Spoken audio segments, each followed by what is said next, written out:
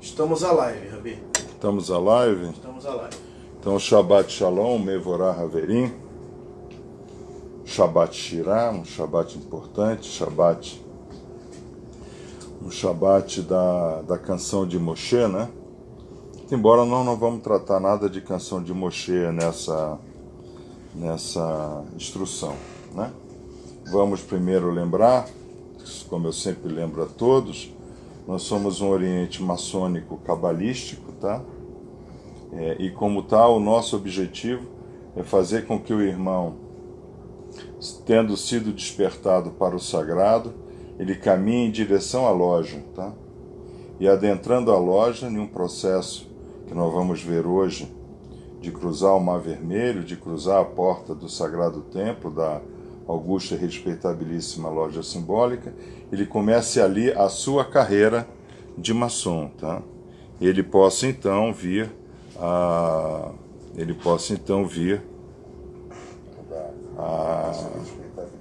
desbastar a sua pedra bruta, ele possa então passar a fazer o que está prescrito na Torá e nos profetas, escrever a Torá novamente em seu coração. Esse é o objetivo da maçonaria, tá? Sempre lembrando que nós somos um oriente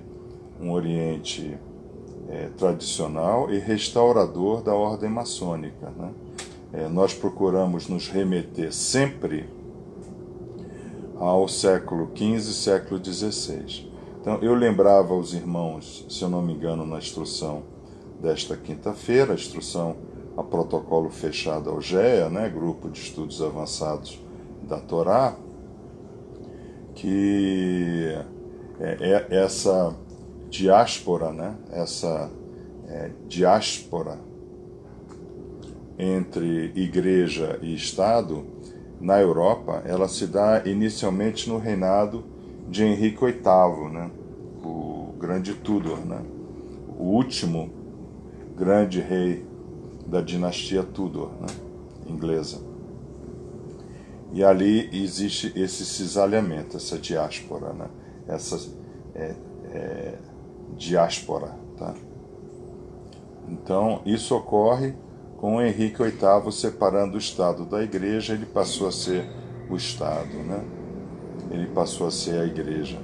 Então, ele se separa de Roma, e se separando de Roma, ele abre dentro das Ilhas Britânicas, né, toda a condição para que os alquimistas, para que os sábios ingleses, né, eles pudessem estudar com aqueles rabinos, né, principalmente os rabinos cabalistas que vieram da Inquisição da Espanha e de Portugal, né? Então começa realmente uma revolução de pensamento muito grande dentro do reino de Henrique VIII, não do Reino Unido. O Reino Unido é uma coisa bem mais para frente, tá?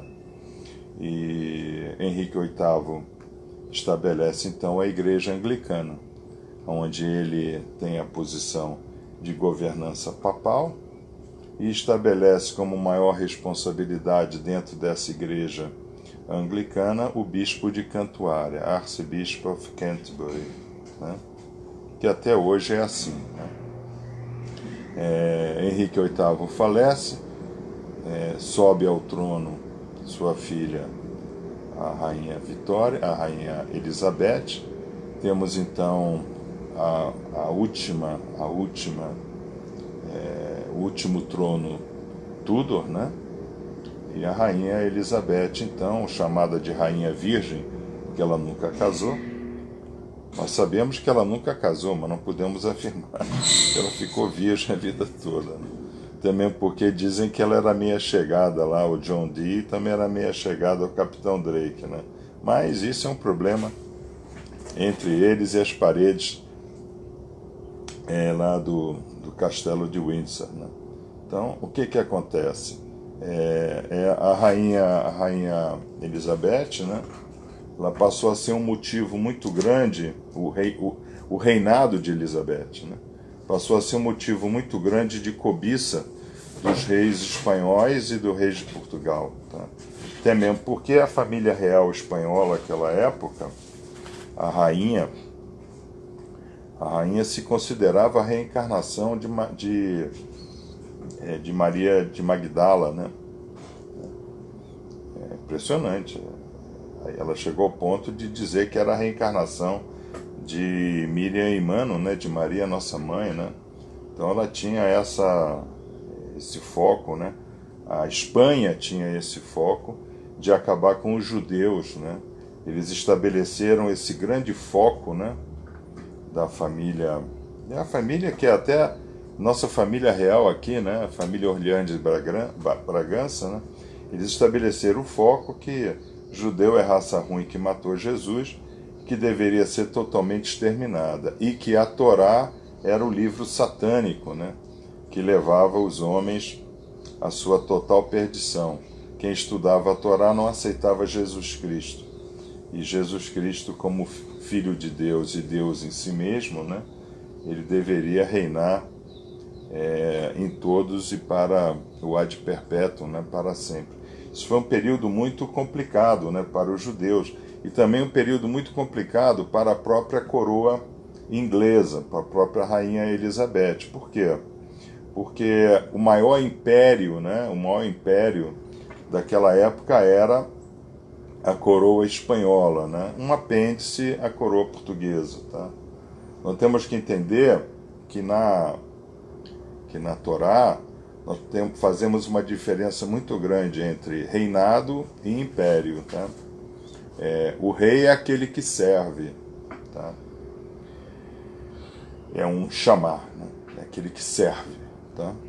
O imperador é aquele que toma, tá? Então, o Império Romano tomava, tá? O reino de Deus doa, tá?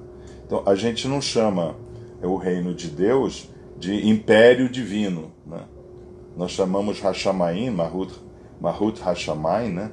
Nós chamamos o reino de Deus, o reino divino, o reino superior, né?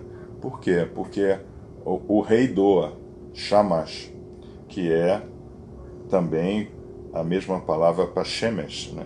Que é a vela central da menorá, que doa a sua chama para as outras chamas, tá? Já o imperador não, né? César, né? O César toma, ele é tomador, né? Então havia esse império espanhol que se preparava e era o maior império na época, né? Nós estamos falando em 1580, né? Na realidade, o planejamento para a invasão da ilha da Bretanha, né, como era chamado, né? Nós chamamos hoje de Ilhas Britânicas, mas era chamada de Bretanha. Na realidade era chamado de Bretagne, né? Porque na época ainda havia uma relação muito próxima entre o inglês casto e o francês casto, né? Vocês têm que se lembrar que essa coroa que nós temos no Reino Unido, ela se dá devido à invasão, né, de um gaulês, né, chamado Guillaume le Conquérant, né, Guilherme o Conquistador, William the Conqueror, né. William é que vai para a Bretanha, né, ele toma de volta aquilo que ele acreditava. Até hoje, se vocês olharem no mapa, vocês vão ver que La Bretagne está na França, La Bretagne não está na Inglaterra, né? Okay?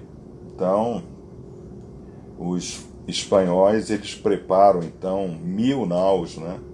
Nós falamos em 1000 naus de guerra para invadir a La Bretagne e exterminar de uma vez por toda, né, aqueles judeus que fugiram da Inquisição hispânica, né? E eliminar também a própria coroa, essa própria coroa inglesa, que havia se separado de Roma, né? Então havia por detrás de tudo isso daí, com 250 anos pós o fim das cruzadas, né? E pós o fim dos cavaleiros cruzados, né? Havia toda uma estratégia papal e monárquica espanhola, né? É exatamente nesse momento, né, que nós temos uma paraxá salvando essa ilha, né? Essa paraxá nós vamos estudar mais para frente, que existe a paraxá dos espias, né? Dos espias, onde Caleb e Yehoshua vão se destacar, né? Então chegou a informação, a coroa inglesa, não é coroa inglesa, coroa da Bretanha, né? Que aí é anglé, né? Nós temos esse problema, né, das línguas, né? Porque, irmãos, é muito importante nós entendermos que as línguas, elas falam por si mesmo, tá?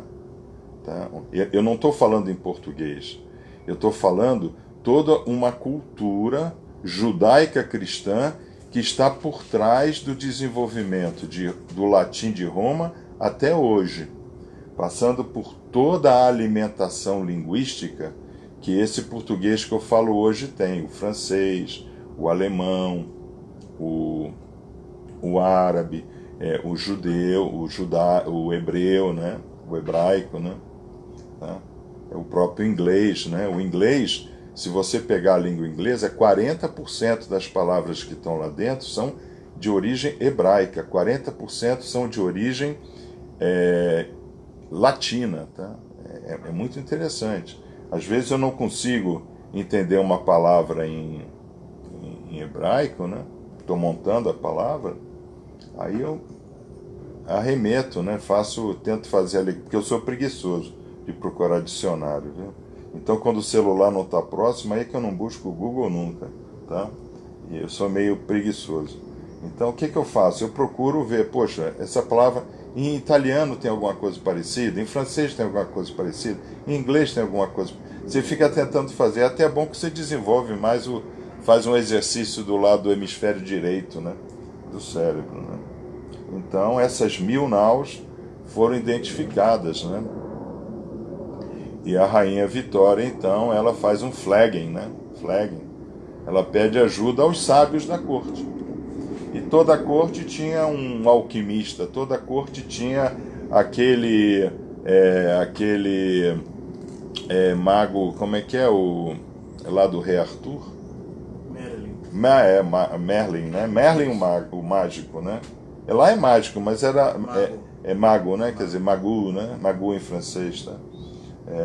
Então ela pede ajuda, e esse cidadão John Dee, né? O Roche comprou o livro da vida de John Dee, né? Quer dizer, não é da vida toda de uma. Não, é só um resumo. É só um resuminho, né? Mas vale a pena os irmãos estudarem. Baratinho, Né? R$10. Né? R$10, né? R$10. É bom vocês verem como é que ele era diagramático, tá? Vocês vendo as nossas lousas e vendo o livro de John Dee, vocês vão ver que ele era um ser diagramático. Ele operava no hemisfério direito o tempo todo, tá? Então ele chega para a rainha e ele vai dizer: Majestade, viva para sempre, né? God saves the Queen, né? E Holiness to my Queen, né? Então eu faço parte aí de um grupo, né, que estuda a parte mística da Torá, a parte mística da Kabbalah, né? A Kabbalah já tinha sido mais ou menos estruturada 300 anos antes, né, por Moshe de Leon, na própria Espanha, né? E então a rainha, ela vai pedir uma ajuda, né? Então quando a gente está desesperado, né, a gente primeiro pede ajuda à mãe. A rainha não tinha mãe, tá? Então ela pediu ajuda a Deus mesmo, né? E John Dee, ele então, junto com esses sábios cabalistas, né, eles vão montar aí uma estratégia, né, para derrubar essa invasão hispânica, né? É um período muito importante, é um turning point na história britânica, né? É turning point, é sair de um reinado que ia ser invadido para um império onde o sol nunca se pôs, né? Vocês verem o que é absorver a palavra, o que é trazer a Torá para sentar no trono, né? A partir da rainha Elizabeth, a Torá senta no reino, senta no trono real inglês, tá? Aí o que ocorre, né? Eu inclusive comprei no leilão na Sotheby's em Londres, né, as duas grandes gravuras do século XVII que descrevem essa batalha. Está lá embaixo, na parede. Quem vier um dia aqui pode visitar, né? Inclusive está até em um lugar meio maltratado, eu acho. Nós não damos o devido respeito a essas gravuras. Deveria estar aqui em cima, mas uma vez que for, eu também sou preguiçoso para mudar as coisas de lugar. Tá? Porque se eu ficar mudando as coisas de lugar como eu gosto de mudar, eu vou passar o dia inteiro mudando coisas de lugar, né? Aí também eu não vou fazer mais nada a não ser mudar as coisas de lugar. Então John Dee ele vai, junto com os sábios da Kabbalah daquela época, eles vão alterar o tempo.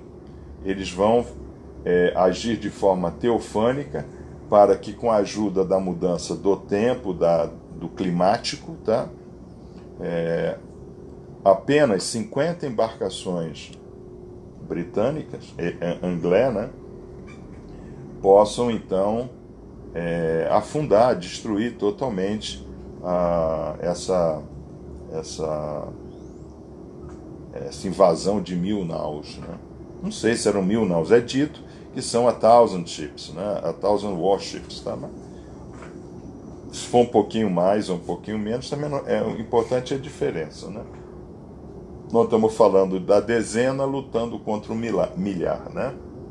Cabalisticamente falando. Tá? Aí a rainha, obviamente, sabia que o seu mais temido, né? O mais temido pirata da época era o Capitão Drake, né? O Capitão Drake ele foi o primeiro a desenvolver uma nau muito rápida, né? Que naquela época, irmãos, é importante a gente entender que o pirata, aqui de binóculo, ele olhava o navio espanhol que estava vindo do Caribe com ouro, né? E antes de entrar ali pela entrada para o Mediterrâneo, né? Chamada portas, né? Colunas de Hércules, né? Que é o Estreito de Gibraltar. Antes de entrar ali, ele conseguia vir atacar e voltar, dar a volta na ilha e ir lá para trás da Inglaterra, à frente do país de Gales, né? Existe uma ilha chamada Isle of Man, né? Depois vocês vão no mapa e vejam direitinho. Ilha do Homem, Isle of Man. Então eles iam para lá e se escondiam. Então essa nau dele, chamada Revenger, né? Ela era muito rápida, ele desenvolveu isso daí, né? Ele era um pirata muito rápido. Ele vinha, atacava rapidamente, entrava no barco, né? Roubava os tesouros, né? Roubava o ouro, né? Que estava vindo do México e etc. E voltava para o Reino Unido. Eu falo sempre, voltava no caso para a sua coroa inglesa, né? E havia assim, né? Uma análise muito fria dos ingleses, né? Você pagava para ser, vamos assim dizer, ter credibilidade na Inglaterra, né? Então ali foi feito um grande pacto entre a rainha e o Capitão Drake, né? Você vai ser o nosso almirante, né? Você vai ser elevado, você vai receber o grau da ordem do Império Britânico, um OBE, né? Sir, ele se torna depois Sir Francis Drake. Então é feito toda uma estratégia de tempo, local, tudo de forma cabalística, né? E realmente nesse exato momento, onde ele já pelos seus binóculos, né? Quer dizer, não era binóculo, era lupa, tá? Também, era aquela luneta, era uma luneta, tá? Era uma luneta. Ele pôde ver a nave Capitânia, né? Focou na nave Capitânia, tá? Ele foi para cima da nave Capitânia, derrubou todos os mastros da nave Capitânia, derrubou as bandeirinhas, derrubou a comunicação, aí veio essa interferência cabalística, né? Houve uma total mudança do tempo, nuvens carregadas, vento, chuva, mar, as naves bateram-se entre si e Capitão Drake então volta triunfante, entra triunfante pelo rio Tamisa, né? E se torna Francis Drake, o grande herói. John Dee se torna o segundo homem da corte inglesa. Então nós podemos dizer que pela Torá, pelo apropriado estudo da Kabbalah, Surge então uma coisa chamada ordem maçônica, surge então uma coisa chamada os primeiros passos ao Império Britânico. Tá? Então, a partir desse momento, começa a haver uma obrigatoriedade em toda a navegação, em todo capitão real, né? Que ele fosse estudasse a Kabbalah, que ele fizesse esses estudos. Obviamente que esses estudos não eram feitos dentro de uma sinagoga. Esses estudos passaram a ser feitos dentro do que ficou conhecido como lodges, né? Como lojas. Nós traduzimos por loja, mas o nome loja não tem nada a ver com lodge, né? Lodge é assim, uma que você pernoita, que você vai para lá e pernoita, né? Então, é assim como as viagens eram longas, né?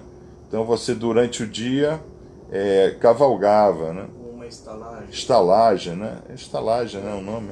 Então eram feitas em estalagens, tá? Então eles eram treinados. Isso são lodges, né? E se começou a estudar. Então é muito comum nós vermos, por exemplo, essas gravuras antigas, né? Dos maçons em estudo, mas não tem um templo, eles não estão dentro de um templo, nem tampouco eles estão dentro de uma sinagoga, eles estão dentro de um salão, não é isso? Sim. Estão dentro de um salão, tá? E nós vamos ter mais para frente, aí 150... Hã? De cavernas. Não é nem taverna, né? Não é nem taverna, é mais um salão mesmo, né? Você vê que tem janela com cortina, né? E loja não tem janela, né? Mas tudo bem. Então, isso é a nossa história. É esse momento, né, da história que o Grande Oriente Hubert Orb, ele tenta restabelecer, tá? Ou seja, nós tentamos voltar para as raízes maçônicas, abandonando as raízes da confraria. Essa maçonaria de confraria que existe hoje, ela se deve aos franceses. Foram os franceses, principalmente a partir do século 18, 1700, com Napoleão Bonaparte, que ele reestrutura todo o conceito de religiosidade, derruba a semana de 7 dias para a semana de 10 dias. Ele também reestrutura a maçonaria na França, né? A maçonaria na França ela tem origem dos fugitivos escoceses, né? Mas aí não vem o caso agora falar, né? Eu posso até um dia falar, tá? O mais importante é nós entendermos que é nesse período aí que nós estamos falando de entre 1560 e 1580 que se dá essa origem, que ela vai ser então estabelecida com mais força e vigor no período do rei James I, né? Por quê? Como a rainha não teve filhos, né? Os eruditos ingleses, né, aqueles responsáveis por manter a tradição hereditária do trono, foram pesquisar o testamento de Henrique VIII e descobriram que no caso de Elizabeth não ter filho, deveria ser escolhido o filho mais velho de sua filha Mary, tá? Então, o filho de Mary, nesse momento, ele era rei da Escócia, ele era um Stuart, rei da Escócia. Lá ele era chamado de James VI, né? James o VI. Tá? Então, ele vem para a Inglaterra e ele unifica as coroas. Aí se dá essa unificação. O atual príncipe Philip, né? Esposo da rainha Elizabeth II, ele é de Duke of Edinburgh, né? Duque de Edimburgo, né? Então mantém-se essa tradição na corte inglesa TI. E essa tradição está dentro da maçonaria. Por quê? The Great Governor, né, é de Duke of York, né? Por quê? Porque foi em York que no ano 900 que se deu a estruturação da primeira loja, né? Muito embora a primeira loja seja escocesa, em Mickway, né, chamado Mall, Mother of All Lodges, né? Mas isso é outra história também, que um dia também posso falar para vocês. Vale a pena, eu visitei lá várias vezes na Escócia, quando algum amigo ia à Inglaterra e eu lá residia, a gente arrumava sempre um jeito de ir até lá. Tá? para ver os arquivos. É um museu, hoje é um museu, né? É um Masonic Museum, né? Tá? Então, isso é muito importante nós entendermos. Por quê? Porque nós não somos uma confraria, tá? Nós somos uma escola maçônica. Assim como os capitães, eles eram educados pelo poder da Kabbalah para se comunicar em egrégora e manter toda aquela frota em ligação com Greenwich, né? Greenwich já é do período de James I, né? Greenwich foi estabelecido por Inigo Jones, né? O grande agrimensor do reino, né? E estruturador do grau de companheiro, do grau 2, né?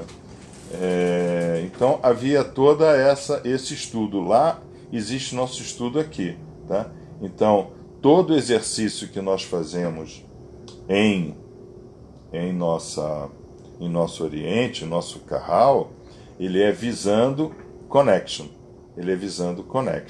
e é sobre isso, né, que nós vamos tratar hoje, tá?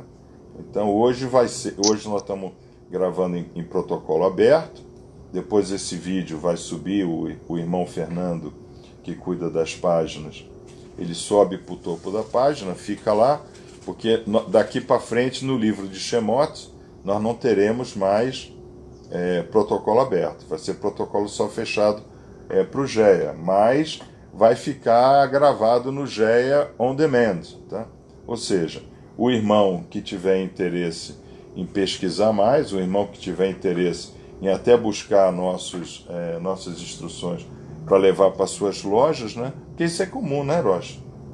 O maçom pega nossas instruções, passa em loja. Baruch Hashem por isso aí. Nós estamos aqui exatamente para isso, eu não vou dizer eliminar a ignorância, mas tornar a ignorância pelo menos um grau de ignorância menor. Eu não sei como é que se mede a ignorância, mas tem o muito ignorante e o menos ignorante, né? Tá? Então isso é bacana. Então esse é o nosso objetivo da instrução de hoje, tá? Nós vamos mostrar o mapa geral da maçonaria, como esteve na mente de John Dee em um determinado momento, como esteve na mente de Elias Eshmont em um determinado momento, como esteve na cabeça de Inigo Jones em um determinado momento, como esteve na cabeça daqueles que escreveram bulas maçônicas, tá? E estruturaram isso que passou a ser chamado de Império Britânico, tá? Onde o sol nunca se punha, tá? Que é a própria Torá. A luz nunca acaba na Torá, porque só a Torá é luz, tá? Então, tendo visto isso, tá? Vamos para a instrução. Para aqueles que são do GEA, o Eluf Leite, ele, como sempre, prepara as lousas, né? Já subiu a lousa para o GEA, né? O GEA já tem a sua lousa. Tem observações adicionais na minha lousa, porque eu sempre coloco pegadinhas. Então, quais são as pegadinhas para os irmãos enquanto eu dou a instrução e irem estudando, irem colocando aí as suas observações, tá? Ok? Ó, teve alguém que colocou aqui Shura de Capricórnio, maçonaria é ateísmo? Claro que maçonaria não é ateísmo, né? A primeira condição para o cidadão, para um Anash, né, ser maçom, é que ele acredite em nenhum só criador, que ele seja monoteísta, né? Então não existe nada disso, tá? Eu fico realmente admirado como as pessoas sem nada saber são levadas a falar o que nada sabem. Não é verdade? Mas tudo bem. Fica por conta desse mundo que a gente vive, né? Então, irmãos, a pegadinha para hoje eu coloquei 3,10, tá? 3,10. Eu coloquei um 10 lá em ferramentas, loja e método, que está aqui, né? Eu coloquei um 10 aqui, um 10 aqui, E um 10 aqui. Então, os irmãos, principalmente os irmãos do Gé, da loja, os da loja deveriam saber, tá? Mas ok, a gente sempre dá um desconto, né? Aliás, eu sou uma guide do desconto. Eu não deveria ser o Selmec, né? O Chomé Limud Macubalinha. Não deveria ser, eu deveria ser o Maguide do desconto, que eu sempre estou dando desconto. Então, os da loja deveriam saber, mas eu dou um desconto. Os do GEA, não necessariamente todos deveriam saber. Mas o GEA é quem mais tem dado contribuições. Inclusive, eu agradeço ao irmão maçom Anderson, né? Anderson de Manaus, não é isso? Anderson de Manaus? acho que é do Rio Grande do Sul. O Lucas acha que o Anderson é do Rio Grande do Sul. A Magister acha que o Anderson é de Manaus. Não, é do Rio Grande do Sul. Não, então. A Magister agora disse que ele é do Rio Grande do Sul. Você entendeu? Eu fui levado a tirá-lo do Xiú e levá-lo ao Oiapoque. Você entendeu? Então, irmão Anderson, mas ele fez uma análise do estudo da semana anterior de forma diagramática, tá? Então, isso é maçonaria, tá? Maçonaria é hemisfério direito. Maçonaria, ela é semiótica, tá? Maçonaria é semiótica.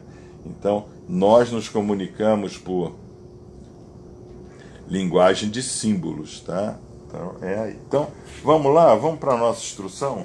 Falei demais, né, Rocha? Não, foi uma boa introdução. Foi uma boa introdução. O Rocha também, ele sempre concorda. Então, eu não gosto muito da opinião do Rocha, porque ele é sempre a favor, tá? Mas foi boa. Foi boa? Eu achei que foi boa. Ele achou que foi boa, então... Foi enriquecedor, né? É bom a gente saber, né? Que, irmãos, nós temos um problema muito sério. Um problema muito sério. Isso é um problema da nossa sociedade, tá? E qual é o problema mais sério da nossa sociedade? Quando nós estudamos a Torá, nós vamos ver, por exemplo, Roche, você que é pastor, tá? A história da maçonaria, a história do mundo atual, qual a parábola de Rav Yeshua que mais nos traz informação sobre o mundo atual? Existem parábolas. Rav Yeshua, aí nós vamos ter de 13 a 30 parábolas, tá? Inclusive, para aqueles que não sabem, na instrução que eu tive essa madrugada, o rabino hassidista, tá? Ele cita várias vezes o Jesus Cristo de Roma como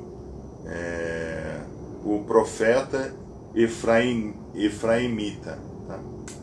Como a descendência de Efraim. Mas isso é uma outra instrução que eu vou dar amanhã à noite, tá? Porque tudo que eu recebo, do jeito que eu recebo, eu turbino e mando. Eu não fico com nada dentro de mim. Guardar para se explodir.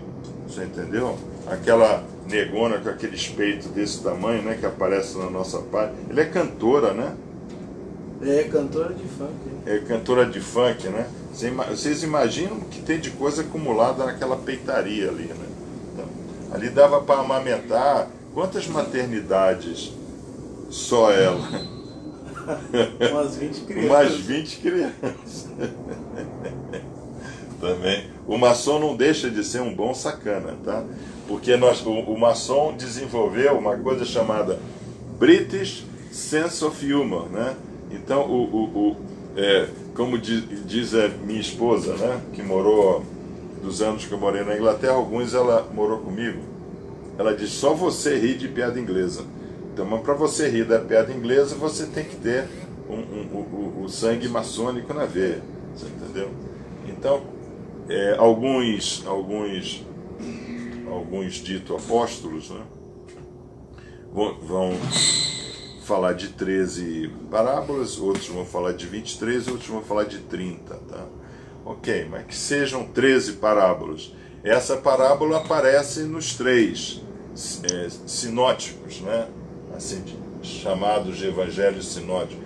Qual a paraxá que nos... Qual a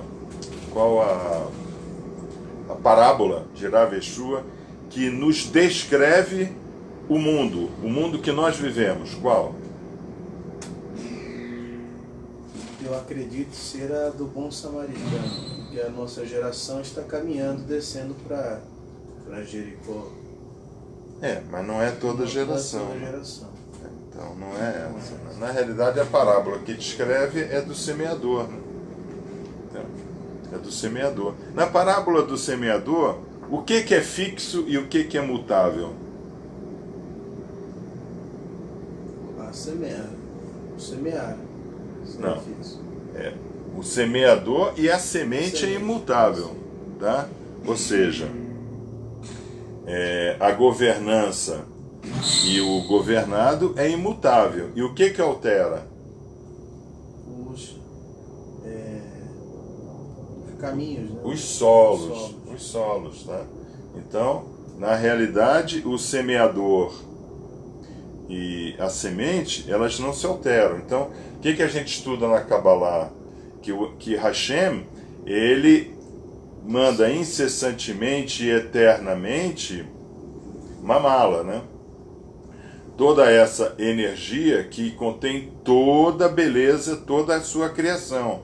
Porque o Reshit, a mente e o pensamento que origina tudo, ele é o próprio Criador, ele é a criatura, ele é a criação. Esse é o conceito de monoteísmo, né? Tá? O conceito de monoteísmo não é Deus é um e é três, Deus é Pai, é Filho e Espírito. Não, isso não é monoteísmo, tá? Isso é, na realidade, idolatria, tá?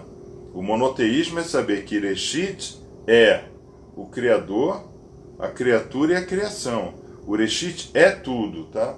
Então nós sabemos que o é tudo, né? Ele manda mamá-lo o tempo inteiro, tá? Ou seja, a semente e o semeador, o tempo inteiro é igual. Agora, tem gente que botava bandeja para receber maná, não tinha? Mas era proibido botar 100 bandejas? Não, não era. Você pegava uma família trabalhadorazinha, né? Gente, todo mundo em pé e a ordem. Pá, todo mundo em pé e a ordem. Cada um com a sua bandeja na mão. Agora, tinha aquela família lá, né? Que a mãe acordava de manhã, porque o pai estava dormindo ainda, acordava de manhã e dizia: hoje é dia de quem pegar maná lá fora. Não tinha isso? Tinha. Aí aquele que ia pegar maná lá fora voltava para a tenda e dizia: como eu peguei, eu tenho direito a ter mais maná. Aí, ó, o conceito do egoísmo, né? Tá? Então, isso é muito importante a gente entender, né? Que tudo que está na Torá é um ensinamento pedagógico.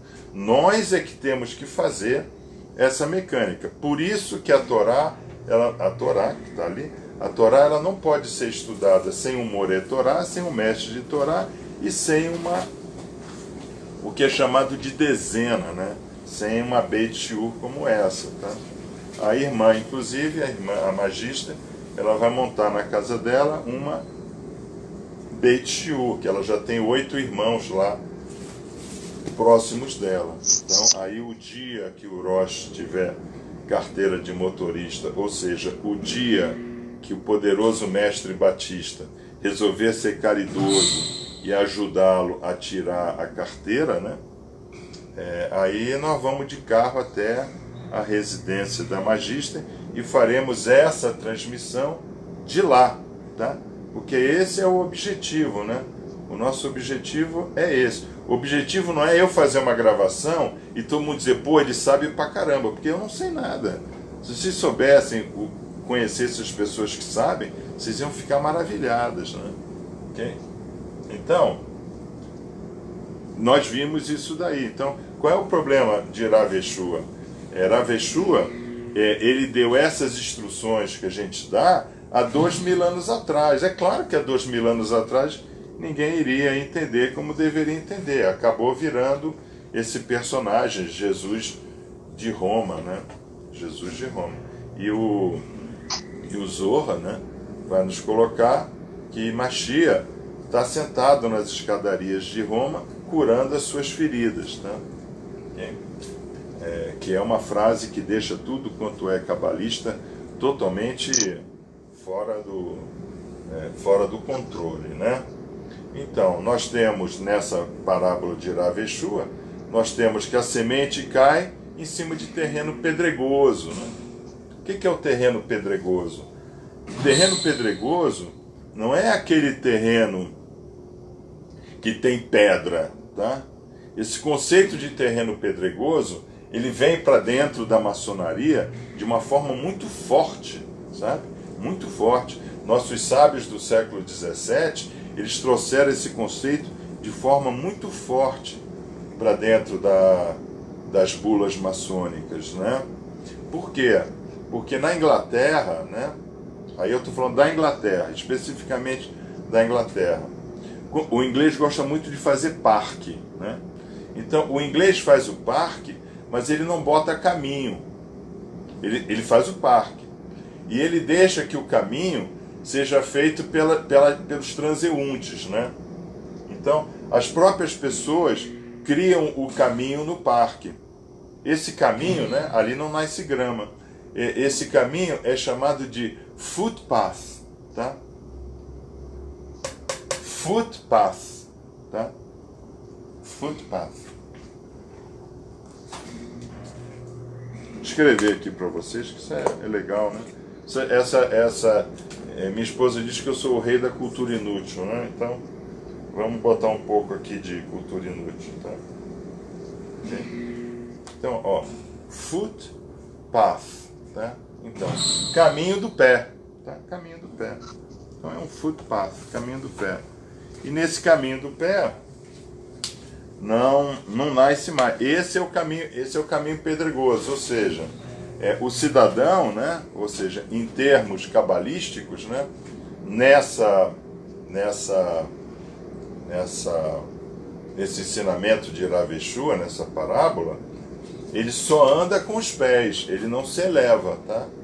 Ele não se eleva. Então não adianta jogar semente, quer dizer, a semente até é jogada, porque o semeador joga em tudo, mas nada cresce porque é footpath.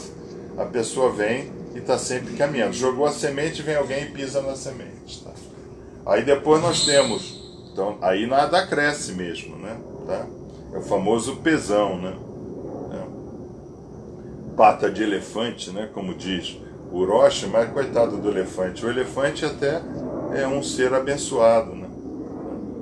E aí depois nós temos lá que joga em cima de terreno, né? Terreno que tem só uma superfície, né? É um terreno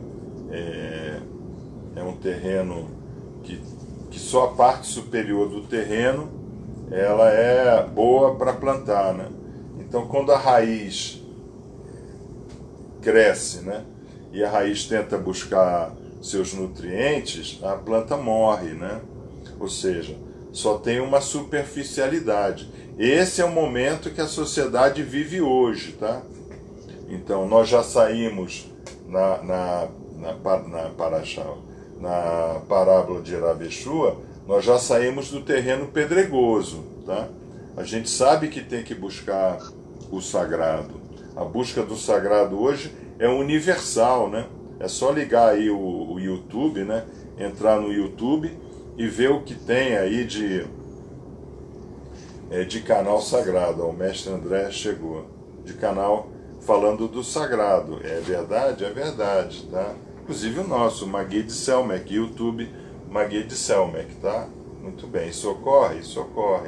Só que é superficial, ou seja, a pessoa vê ali um vídeo hoje, um vídeo amanhã, acompanha um rabino hoje, um rabino amanhã, aí começa a gostar lá dos YouTube desses pastores, desses padres, cantores, etc. Mas é tudo superficial, né? Quando cresce, não consegue tirar nutrientes, então morre, tá? Então morre, tá? Morre de tanto assistir YouTube, viu, Rocha? Quem assiste muito YouTube morre. Não, mas você era youtubeiro. Eu era. Era, confessa. Você entendeu? Não pode negar o passado. Negar o passado é não querer evoluir no futuro, tá? Então, agora, tem um outro tem um outro solo também, né? Quer dizer, eu ia falar daqui, estou falando que não está nada aqui, tá? Tem um outro solo, ele cresce e ele se enrola lá nos espinhos, né? É ok, são os espinhos da vida, né? Quer dizer, você começa a estudar a Torá, você começa a nos acompanhar aqui, aí chega lá a tua mãe e fala, esse homem é demoníaco, é um espinho, né? Esse homem é demoníaco. Você está vendo isso daí? Se ele fosse bom, se vestia de preto, não se vestia de preto, né? Preto. Zé do Caixão, tem o Zé do Caixão? Ele é o Zé do Caixão, deve estar até deixando as unhas crescer. São os espinhos, tá? Então, você está lá estudando a Torá, está acompanhando o seu Shabat matinal, o seu Shaharit direitinho, né? Eu falo em hebraico, mas eu poderia também estar falando inglês, francês ou italiano. Nós escolhemos falar em hebraico essas palavras, não foi? Isso foi uma decisão do Oriente. O Oriente poderia ter decidido, não, Maguide, nós queremos aprender tudo em inglês, então a gente falaria em inglês. Tá? Mas não é o caso. Tá? Então, o cara quer falar em hebraico. Não, eu não quero falar em hebraico. Eu quero falar na língua que eu possa melhor me comunicar com vocês. Tá? Então, Shaharit, as nossas preces matinais. O que acontece? Você começa a se modificar, aí os seus amigos te abandonam. Pô, esse cara é Locke, né? Como é que é o nome? Lerd, né? Nerd, né? Nerd. Ele virou um nerd. Ele virou um nerd. Esse cara não serve mais. Ele não vai mais pra balada com a gente, pancadão nem pensar, chamar para tomar um porre, pô, não tá nem nos planos, nem mesmo dar uma fumadinha em uma maconhinha, né? Porque o brasileiro tem essa característica, que é uma característica da nossa língua. Quando você está fazendo uma coisa errada, mas você quer diminuir a sua transgressão, você diminui o veículo, né? Maconhinha, picadinha, cheiradinha. Mas é tudo igual, é uma puta cheirada do mesmo jeito, você entendeu? Tá? Então, o que acontece? São os espinhos. Esse daí, quando a gente começa a crescer, vem os espinhos e abafam, né? Aí, aqui, nós vamos tratar disso aqui. É uma grande... na realidade, o Eluf Leite, o Capitão Leite, que quer ser instrutor lá na igreja dele, essa instrução eu acho que está sendo boa para ti, capitão. Se estiver sendo, dá um thumbs up aí, você entendeu? Ok? Aí, o que acontece? Nós temos, então, a última, né? Que é aquela... que é o crescimento, né? Florescimento. Flourishment, em inglês. Para não dizer que eu falo tudo em hebraico, flourishment, em inglês, né? Então, the power of flourishment, tá? Então, esse the power of flourishment ocorre com o maçom, né? Deveria ocorrer com o maçom quando ele vai a mestre, porque ele sabe do power of flourishment através da acácia. A acácia passa a conhecê-lo, né? Porque é pela acácia, pelo flourishment, que o corpo de Irã Abif, na lenda de Irã Abif, é encontrado, tá? Então, tudo está crossroads, tudo na maçonaria está assim, tá? Se o seu venerável assim não vos está ensinando, assista nossos vídeos no YouTube Maguide Selmek, né? E, ok, entra pro GEA que tem mais um monte lá que pode te ajudar, tá? Irmãos, então, eu fiz todo esse preâmbulo para dar tempo de vocês identificarem os 3 deses que eu coloquei aí, tá? Tem 3 deses. Vamos lá, então? Então, o que nós vimos até agora? Tá dando para ver bem, né, Lucas? Porque eu tô olhando aqui o meu... Tá? Vamos analisar aqui, né?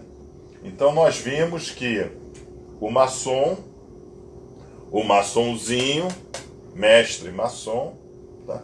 Que não deveria ser mestre, hein? Eu nem deveria ter colocado avental aí, porque na cabeça dele ele ainda está indo para o templo, tá? Eu estou imaginando que ele vai ser colocado mestre instalado. Eu estou imaginando isso. Tá? Então, ele está sujeito a 2 grandes forças, tá? São as grandes forças que o movem, a esquerda e a direita, tá? A destra e a sinistra, tá? Então, nós temos as pressões históricas e nós temos as ferramentas, a loja, o método, tá? Então, ele está nesse crossroads aí, né? Pô, aquela loja lá, puta, eu vou, mas é sempre a mesma coisa, é sempre o mesmo texto, é sempre a mesma palavra, é sempre aquele babaca falando sempre as mesmas babaquices. Não tem isso? Tem isso, tá? Tem isso, tá? Então, quais são? O que é aqueles 10 lá? Esse 10 aqui representa o quê? Representa a loja. Não representa a loja. O 10 não representa a loja. O que é 10? 10 instruções? Não é instrução. Até o que representa tem instrução, mas não é. Ferramentas. As 10 ferramentas, está escrito, pô. 10 ferramentas. Era só ler. Olha só. Como é que eu sou uma guide do desconto? Tá? 10 ferramentas. Tá? As 10 ferramentas é que nos leva à loja e estabelece o método. Então nós agora temos um Shomer Kelim, né? O guardião das ferramentas. E o guardião das ferramentas, ele na abertura da loja, ele tem aquele texto que ele vai falar, né? Ele já recebeu, tá? Aonde ele nos coloca, trazendo as ferramentas para dentro de nozes, né? Tá? Por que eu falei nozes? Porque a nós é a grande semiótica fruta do rei Salomão, né? Você entendeu? Os 2 hemisférios do nosso cérebro, protegido pelo nosso crânio. A gente tem que abrir cuidadosamente, né? Saber retirar de dentro da nós o cérebro esquerdo, o hemisfério esquerdo e o hemisfério direito. Então, aqui estão as 10. Mas são 12. Não, porque tem 12. 12, na realidade, nós não consideramos, né? Piso xadrez, pedra bruta, essas coisas, não é a ferramenta de manuseio. Né? Você não manuseia o piso xadrez. Tá? O piso xadrez ele é semiótico, você tem hemisfério esquerdo e hemisfério direito. Tá? E tem as expressões históricas, as 10 expressões históricas. Quais são as 10 expressões históricas? Nós já estudamos recentemente. As 10 expressões históricas, quais são? Alguém respondeu? Não. Ainda não. Respondeu? As 10 expressões históricas, quais são? Diz aí, irmã. Ai, deixa eu achar. Então, 10 expressões. Pragas. As 10 pragas. Perfeito, Elufi. Elufi, você acaba de ganhar mais uma faixa azul no seu avental. Então, doravante, sois um honrado Honorable Knight Craftsmanship, tá? Que é companheiro em inglês. Então, ele merece uma faixa azul bem larga embaixo, porque as 10 pragas... Gente do céu, perfeito, Eluf Leite, perfeito, entendeu? Por isso sois o nosso Shomer Torá, o nosso guardião da Torá, tá? Perfeito. E os 10 no maçonzinho aqui, o que são? Vamos ver. O que são? Vamos ver. Será que alguém responde? Os 10 no maçonzinho? Quais são os 10 no maçonzinho? Puxa, gente... Está no quadro, hein? Está em um dos quadros. Vocês olhando à frente, está em um dos quadros. Quais são os 10 no maçonzinho? Gente do céu. Hemisfério direito, 0. Está todo mundo bloqueado no hemisfério direito. É só sinistro. As Sephiroth, perfeito. Hendrix, tu és... realmente um irmão maçom do Oriente da Glesp, né? Ele é da Glesp. E hoje o nosso templo, ele é da Glesp. Templo que nós estamos usando. O Roche alugou agora já o templo grande, né? Nós vamos ter cada trimestre 4 lojas. 3 lojas One Day Keep the Day, a Masonic Day. E nós vamos ter no terceiro Shabat do último mês do trimestre, nós vamos ter então uma magna loja, né? Isso. As 10 Séfiras. Perfeito. Hendrix, vos parabenizo, irmão, por tamanha... Vocês viram como é que na realidade nós sabemos tudo. Nós é que não exploramos nada. É diferente. Porque nós queremos trabalhar com aquilo que a gente sabe. Só que como a gente não sabe, nós não sabemos nada. É um auto-engano a gente achar que a gente sabe. Nós não sabemos. Eu exploro com vocês o tempo inteiro que o pensamento não está no cérebro. O pensamento está na nuvem. Nós temos, pelo lado direito que tem o Wi-Fi da transmissão.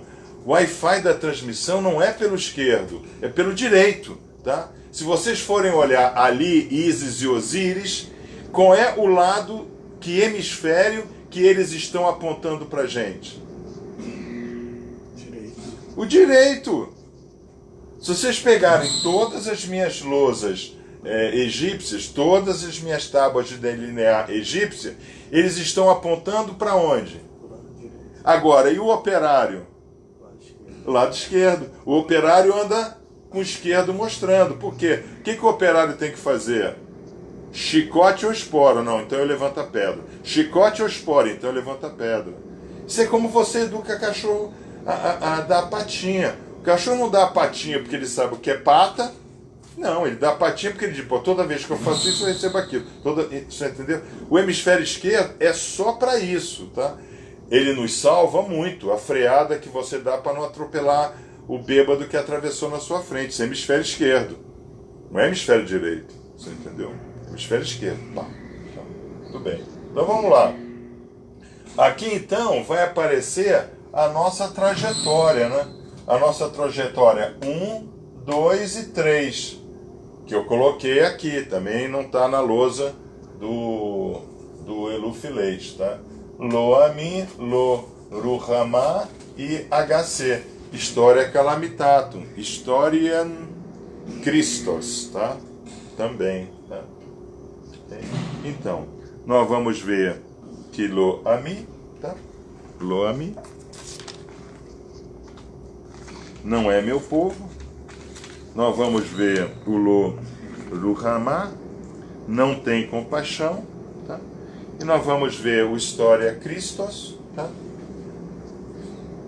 A chegada da misericórdia e da compaixão. Então, Rav Yeshua é considerado por nós o profeta da misericórdia, tá? Do Hesed. Tá? Então, nós vamos começar Pesão, Gevura, e nós vamos terminar no coração misericórdia. Tá? Então, como é que isso aqui está estruturado? Eu não vou dizer que o nosso poderoso John Dee, né? Demagu, né?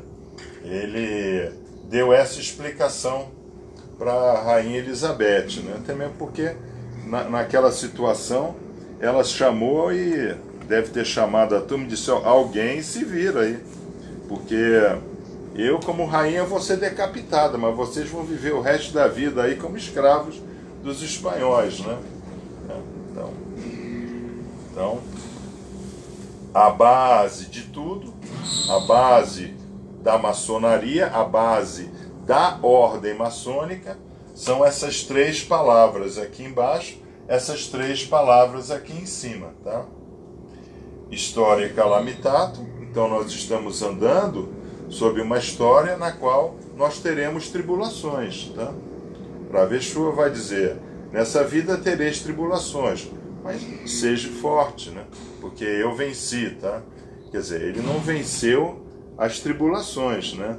Ele venceu dentro dele, porque o que nós vimos na instrução anterior? O nosso maior inimigo interno somos nós. E o nosso maior inimigo externo é aquele que nos desmotiva, tá? Então é isso daqui. Aí nós vamos para a caminhada maçônica. Claro que a caminhada maçônica, o maçonzinho, né, ele tem que entrar na loja um dia, ele tem que ser iniciado, ele tem que estudar, né? Ele tem que ralar cadeira, né? Ele tem que desenvolver o famoso cu de ferro, né? Todo maçom é um estudioso, né? Você não vai estudar sessão de preleção em pancadão, né? Você não vai encontrar, eu vou em um pancadão, porque lá a gente sempre encontra maçons predispostos a discutir a segunda sessão da primeira preleção. Não tem essa possibilidade, você entendeu? Mas presta atenção, nada é impossível, né? Porque tem aquele padre Roger Luiz da Canção Nova, que ele sempre fala, né, que Jesus Cristo apareceu para ele em um pancadão, quando ele estava cheirado, maconhado. Já ouviu ele falar isso? Padre, já ouvi isso muitas vezes na igreja. Né? Então, é possível? É possível. Não resta a menor dúvida que é possível. Tá? Não estou gozando aqui com a cara do pancadão, não. Eu, particularmente, nunca gostei de pancadão, mas tive outras situações de pancadão, né? Tá? E isso vai demorar 70 anos. Então, a caminhada de um maçom é uma caminhada de 70 anos. O rei Davi, no Salmo, vai dizer, né? O Eterno nos dá 70 anos, né? 70 anos de tempo de vida, né? Para outros ele dá até 80, depois a nossa alma voa, né? É isso que o Salmo nos diz, tá? Então nós vamos, nesse tempo de vida, buscar dias de loja, né? É importante, né? A gente se lembrar da loja, a iniciação, né? Cada loja tem que ser uma história na nossa vida. A gente não pode ir para a loja, porque aí eu vou para a loja porque eu estou com um problema lá na justiça e lá tem um juiz que pode me ajudar, né? Você entendeu? Você até pode, né? Sendo um bom maçom, né?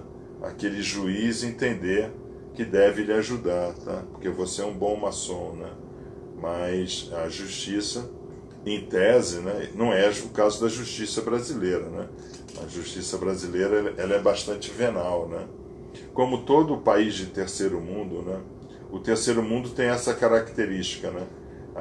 A justiça, e aí é juiz, promotor, polícia, né? O terceiro mundo, ele é venal, tá? É só olhar para o Maduro, olhar para o que o Lula fez, né? Eles eram a justiça, né? Por que eles eram a justiça? Eles não chegaram lá por golpe de Estado, eles chegaram lá eleitos. Então, eles foram eleitos para que o povo visse neles a sua justiça ser feita, tá? Aí nós temos a existência, tá? Então, esses dias de loja é que geram na gente a existência, tá? Essa existência memorial. Então, nós discutimos aqui sobre John Dee, né? Então, John Dee está Na existência memorial. Ele está vivo, né? Ele está vivo para nós, né? Nós falamos aqui da Rainha Elizabeth, né? Então a Rainha Elizabeth está viva, não é verdade? Nós falamos aqui de Elias Ashmole, né? Então Elias está vivo, literalmente. Você vai na cidade de Oxford, tem lá o Ashmole Institute lá, direitinho, né? Para as pessoas desenvolverem o lado direito do cérebro, né? Isso é bacana, tá? E pelo outro lado, nós temos essas três palavras. Isso é exatamente o que está aqui, né? Lo-Ami, né? Não é meu povo, né? Ou seja, aquele que não busca uma caminhada maçônica não é povo do Criador. Por quê? O maçom, ele deveria ser aquele solo que faz o flourishment, né? Masonic flourishment. Inclusive, naquele CD, né? Eu não abri o CD até hoje. O CD que o irmão Gustavo trouxe lá da Inglaterra, lá da Ugly, né? Da United Grand Lodge of England, né? Lá tem no Masonic Matters lá o Masonic Flourishment, né? Que é a maçonaria crescer dentro de você. Então, como é que a maçonaria começa, né? Qual é a primeira instrução que a gente dá para o maçonzinho? O que você tem que fazer com o seu coração? Então, mudar o solo. Sair de solo pedregoso para solo fértil, para solo de carne, para poder receber as 10 servas. Vocês viram como tudo é interligado na maçonaria. Aí vem aquela... Tem muito venerável que não gosta quando eu falo isso. Se o seu venerável não está te ensinando isso, ele não está te ensinando nada. Por quê? Porque em inglês, venerável é worshipful master. É aquele que está cheio da palavra. Se ele não está cheio da palavra, ele está vazio. Isso é sacanagem. Mas é verdade. Eu lamento. Tá? Então, e nós temos o Lo Ruhamá, né? O Lo Ruhamá não tem compaixão, tá? Então, isso é o que vai estar nessas pressões históricas. Qual foi a primeira pressão histórica? Tá? A primeira pressão histórica. O que aconteceu inicialmente que nós rompemos? A gente chamou de Lemúria, a gente chama de Lemúria, Lemud, né? De ensinar, de ensinamento, de educar, né? Então, o que a gente viu no livro de Bereshit? Que no Erev, né? À tarde, o que à tarde acontecia com a criatura? Ela caminhava com Hashem e vinha caminhar com ela. Vinha instruí-los, né? Porque a governança não vai descer, vamos passear no parque. Não tem isso, né? Ela descia para instruir. E o que ela instruía? O que ela procurava botar na criatura? O que ela botava na criatura? A sabedoria das Séfirotes. As Séfirotes no coração, a Torá no coração. Então lá, a criatura recebia da própria governança a Torá no coração. Então, aí o que aconteceu aqui? Pô, o truque, né? O truque da criatura, né? Tentou saber mais do que... não é que ele quis saber mais. Ele quis saber o que não estava preparado ainda para saber. Porque o primeiro axioma cabalístico, qual é? A revelação é progressiva. A revelação é progressiva. E isso está claro. Não é toda tarde que descia para educar? Sim. Tá, então. No pensamento de Ereshit, né? Ereshit e Rishon, o primeiro pensamento, não foi para fazer um download de tudo. Foi para fazer um download bit a bit. Você entendeu? Bit a bit, tá? Aí houve esse rompimento. Aí, quando houve esse rompimento, o que está escrito na Torá? Como é que o homem se sentiu? O homem se sentiu nu. Mas o sentimento de nu, né, quer dizer, de ignorância, leva o que ao homem? A vergonha, ao medo. Ao medo, leva ao medo, tá? Então, o que o Reshit Rishon fez? Deu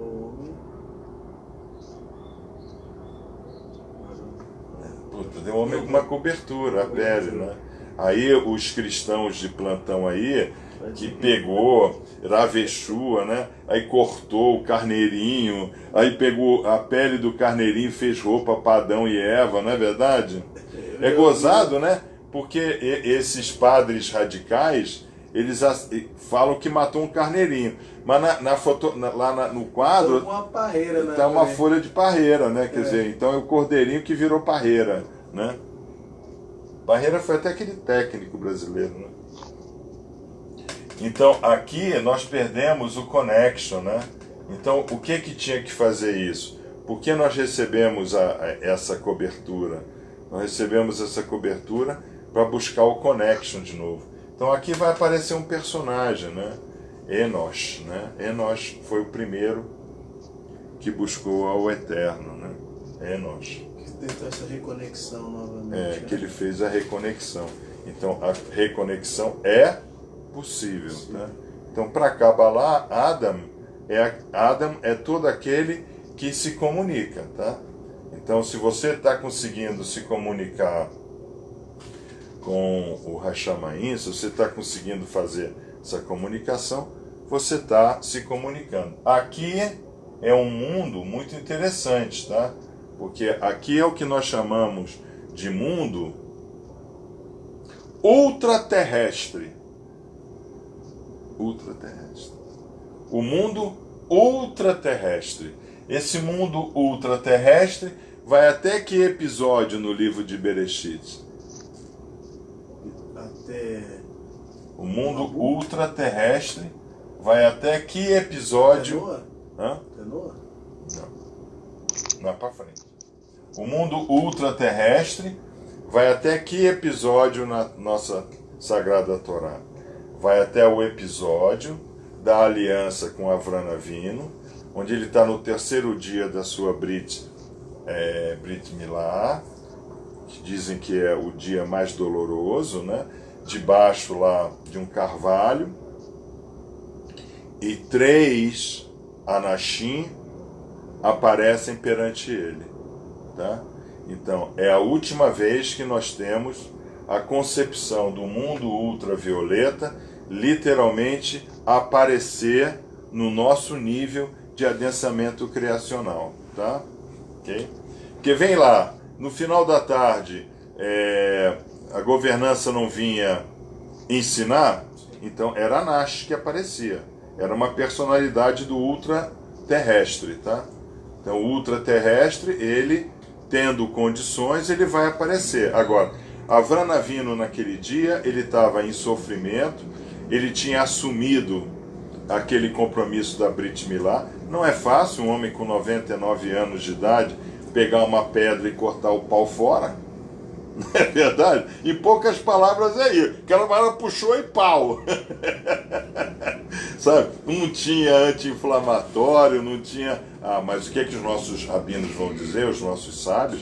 Eles vão dizer que a própria mão do Reshit Rishon guiou a pedra, afiou a pedra, fez da pedra o diamante mais cortante que jamais existiu, sabe? Foi um corte perfeito. Foi um corte perfeito, mas mesmo assim estava morrendo de dor lá, né? Mas ele não tinha anestesia, né? Tem que cicatrizar, né? Tá. Então, aqui é muito importante, né? Vocês entenderam? Porque daqui para frente, né? Nós vamos parar onde? Daqui para frente a gente vai sair, eu quero. Daqui para frente nós vamos sair do mundo ultraterrestre para o mundo extraterrestre. Aí é os deuses astronautas. Aí a turma vai dizer, lá no Egito, quem apareceu no Egito, Hermes Trismegisto, veio de uma outra, de um outro planeta, né? Até agora estão tentando decifrar os deuses. Exatamente. Por quê? Porque nós temos que entender, né? Lá que o Eric von Däniken, né? O Eric von Däniken, irmãos, ele era barman na Suíça. Aí um dia alguém chegou lá e mostrou para ele, eu tive agora lá a Suíça, para aqueles que não sabem, é a maior escola de treinamento para serviços hoteleiros no planeta, tá? Okay? Então, se você quiser montar o seu hotel, vá primeiro estudar na Suíça, tá? Então, muito bem. Aí o cara mostrou para ele aqueles negócios lá, né? Lá no Peru, né? Aqueles desenhos, e ele ficou impressionado com aquilo. Então, ele tirou férias e com o dinheiro das suas férias, a moeda suíça sempre foi forte, né? Ele foi passar as férias lá no Peru e viu aquilo e ficou impressionado. E ele escreveu aquele livro lá na década de 60, chamado Era os Deuses Astronautas. É errado ele ter feito isso? Não, de jeito nenhum. Os deuses podem ter sido astronautas? Podem, e daí? Você entendeu? Que foi aquela discussão que eu tive com Zacarias Chitzen, né? Em 88, 89, em Londres, né? Eu disse, Doctor, ok, o que o senhor está colocando aí é tudo correto. O senhor traduziu as tablitas sumerianas. Legal. Mas quem disse que o senhor está correto? Quem certificou a sua tradução? Ele que sabia traduzir. Você entendeu? A gente lê a Torá conforme o Rabino ensina. Mas quem é que disse que o Rabino está certo? Pode ser que esteja tudo errado. Porque não é dito que quando o Mashiach chegar, ele vai nos ensinar a verdadeira Torá? Então a Torá que a gente estuda não está certa. Você entendeu? É claro que se a gente fala isso, o Rabino, de jeito nenhum. Não, por que de jeito nenhum? Não existe tal coisa como de jeito nenhum. Ou você é cabalista, ou você é religioso. Se você é religioso, você tem que, por obrigação, religioso católico, acredita na infalibilidade do Papa. Então ele não estuda a Torá, ele decora o catecismo. Você entendeu? Porque a Torá a gente estuda com o hemisfério direito. o catecismo com o hemisfério esquerdo, tá? Tão simples quanto, tá? Tudo bem. Então, aqui nós vamos ter o Kisuf-Olam, né? Nós vamos sair do mundo ultraterrestre para o mundo extraterrestre. Nós vamos começar a ver magia. É impressionante isso, né? Porque como essa criação está no DNA, né? Irmãos, toda a nossa forma de connection está no DNA, tá? Ah, e se eu nasci com DNA ruim? Melhore. Você pode melhorar o seu DNA em vida? Pode. A cada 21 anos, nós podemos alterar uma ligação em nosso DNA. Como você vai fazer isso? Com a busca da Parnassá. Como é que busca a Parnassá? Hemisfério direito e saúde do corpo. Esse é o primeiro passo na busca da prosperidade, tá? Não tem como você chegar e dizer, você vê, por exemplo, né, no final do ano, saiu na nossa página, um velhinho do Ceará, 78 anos, ele ganhou lá os 5,8 milhões, você viu isso na página? Não. Ele foi um dos que ganhou lá os 5,8 milhões, tá? Primeiro ato dele qual foi? Casar com uma mulher nova. A casar com uma mulher nova. Ah, você leu? Não. Eu vi, não sei se é esse. É esse aí. Ele casou com uma mulher de 18 anos. 60 anos mais novo que ele. E ele alugou lá, rapaz, uma tremenda suíte lá em um hotel, né? E foi lá ter relações sexuais com a mulher, né? Só que ele resolveu ter sexo oral. Aí o que aconteceu? Ele estava lá no sexo oral, a mulher deu um chave de perna nele, morreu sufocado. Vocês acreditam nisso? Cara. Ele morreu sufocado. Aí a polícia levou a mulher presa. Você entendeu? Levou a mulher presa. Aí a mulher disse que a língua dele parecia uma medusa. Oh, gente, isso na página cabalista. Vocês imaginam se fosse uma página... como é que se chama? Do sexo? Essas páginas de sexo, como é que chama? Não sei. Pornográfico? Pornográfica. Imagina se fosse uma página pornográfica, né? Aí, o juiz deu lá uma sentença que ela matou, mas não intencionalmente, obviamente, né? Quer dizer, está lá respondendo em liberdade. E a família da véia dele, o cara tinha 17 filhos. Você entendeu? Vai herdar os 5,8 milhões. Gente do céu, isso não é uma história do além? Isso não é uma história do pesão? Isso não é uma história do solo pedregoso? É, né? Então, esse aqui é o mundo do Kisuf-Olam, tá? É esse mundo que nós fomos entregues. Só que esse mundo do Kisuf-Olam, Efraim, né? No nosso caso sério, o Efraim, né? O Jesus Cristo, né? A gente chama de Historiam Christus, tá? Christos, tá? Que aí nós já estamos falando em grego, não estamos falando em latim, aqui está em latim. Tá? Vai ser o que a gente chama de idolatria estruturada. Porque isso, gente, guardado esses 2000 anos, a igreja tem um grande mérito, né? Ela estruturou a idolatria, não foi? Ela estruturou. Porque a idolatria era assim, né? O germão adorava a árvore, né? O celta adorava a pedra, os macumbeiros de plantão adoram a água, a cachoeira, né? Os egípcios adoravam a vaca, nós já vimos, né? Lá, Hathor, eu gosto muito de Hathor. Eu gosto da deusa da fertilidade, Hathor, né? Porque Hathor está ativa até hoje, né? Você vê, né? Você às vezes conversa com o irmão, o camarada diz, puta, eu chego perto daquela mulher, eu fico louco, não é? Isso é Hathor agindo, né? São hoje a gente sabe, né? São os fenóis, né? São os odores, né? Que a mulher exala, né? Você entendeu? Oh, loja não pode ter mulher. Por que loja não pode ter mulher? Porque a mulher também exala a sexualidade, às vezes sem saber, né? Que ela está exalando, né? Aí o irmão fica louco. Mas o problema não é da mulher, o problema é do homem, pô. Você entendeu? Falta do controle Falta do controle dele, né? Por quê? Porque ele acredita que é meus irmãos como tal me reconhecem, e não a mente sutil domina o corpo denso. A primeira frase logo